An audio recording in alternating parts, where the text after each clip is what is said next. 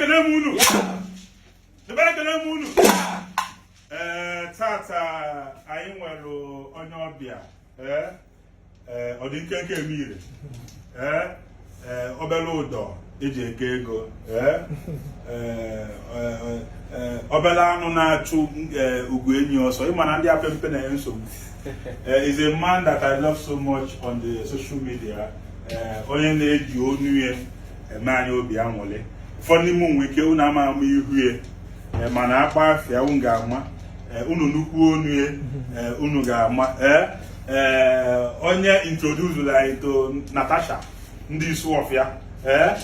ka anyị nabata nọ maazị onu ndị Agụata nọ na gbam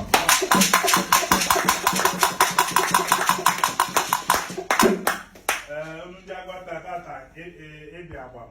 ka ịkọwara anyị ebe na-ege inspiration ọ bụ na ndị ọgbọji agbụrụ weti ndị ụmụọna ndị Aglechukwu agba ndị Orumba North nọ na agbam ndị Agụata enwere ka anyị si eme ya na agbam idibụ n'ụdị wee bịa ịdị ka onye eze so ka anyị nabata gị ka onye eze ka esi anabata ndị na-abịa gbam ka n'ụdị ya eleji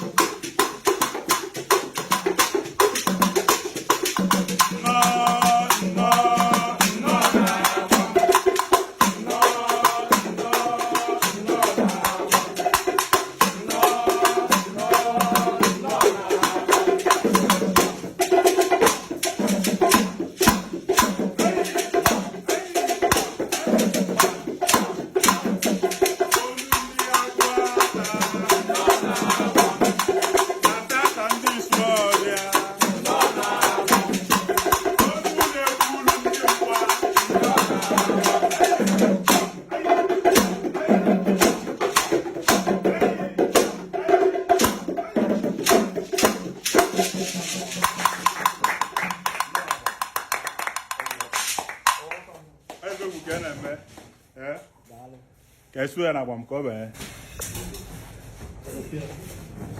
gbam gbam gbam gbam gbam gbam gbam gbam ndị be anyị ụmụaka o si adị n'oge gbam ụmụ ebe anyị nọ ụmụaka anyị setere unu ya the place of the talking drum ọ bụ na ị nwere obi etinye na-arụ ọ bụ na ị nwere ibe ị ga nwanne nyefe ọ bụ na ọ bụrụ gbam it can never be gbam ebe a ka anyị na-akpọta ndị ọ dị ka ọ dị anyị ndị nwere ike ije na ndị nwere onu eji the big talkers ndị bụ na ọfakwu onye ọda gbam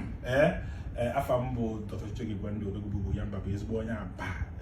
tata anyị nwere onye ọbịa ụfọdụ ndị mụ nwe ike ụnụ ama ama onye nwere ike ifu iru ya ịma ama na akpa afịa ị ga-ama onye ji onu ya ele afịa onye ji onu ya enye ụwa obi ya nwere onye ji onu ya wee gosikwa another form of Igbo entertainment that will help us appreciate our dialect ka nabata nụ maazị onu ndị Agụata ndị Agụata nọ na gbam ife na-eme na adị anyị mma anyị na-afụ ka isi ịkpasa ya ị na-eme ife mgba ị na-eyuzu onu ndị Agụata wee na-akọwa ife tata anyị na-eme kwesịrị ka ndị ọbụ onu ndị Agụata nnukwu onye ọfụma kọwara anyị kedu onye bụ onu ndị Agụata gaa n'iru ya mbaba daalụ afọ m bụ Harrison Chimezie Donatus CEO Harrison Welding ana m abụ ihe ọkụ shop ebe na abụ ihe ọkụ mụnwawo the founder onu ndị Agụata TV and onu ndị Agụata Wrestling event ọtụtụ ihe ga-eji mara onu ndị Agụata mana nke izizi m ga-agwa gị na